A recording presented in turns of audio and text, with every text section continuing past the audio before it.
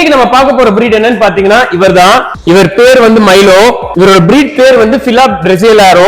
pronunciation correct நினைக்கிறேன். இந்த டாகோட origin எங்கன்னு பாத்தீங்கன்னா Brazil. One of the most deadliest dog இவங்க. இது வரைக்கும் இவர் ஒரு 4 பேர் 5 பேர் கடிச்சிருக்காங்களாம். ஒபீடியன்ஸ் சுத்தமா கிடையாது. ஒபீடியன்ஸ்க்காக தான் மெயினா நம்ம கிட்ட வந்திருக்காங்க. இவரோட 3rd டே இன்னைக்கு. பாட்டி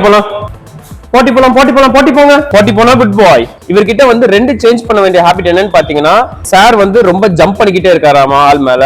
அதே மாதிரி கடிக்கிற ஹாபிட் இருக்காமா.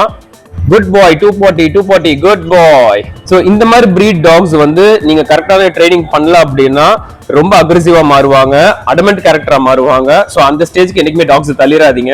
இவங்களுக்கு வந்து ஸ்டாமினாவும் அதிகமா இருக்கும், அதே மாதிரி இம்யூன் சிஸ்டமும் அதிகமா இருக்கும். இவருக்கு வந்து மசில் போடுறதுதான் கொஞ்சம் கஷ்டமா இருந்துச்சு. நாங்க நேத்தை கழட்டிட்டோம், பட் திரும்பி போடுறதுக்கு it took nearly half an hour.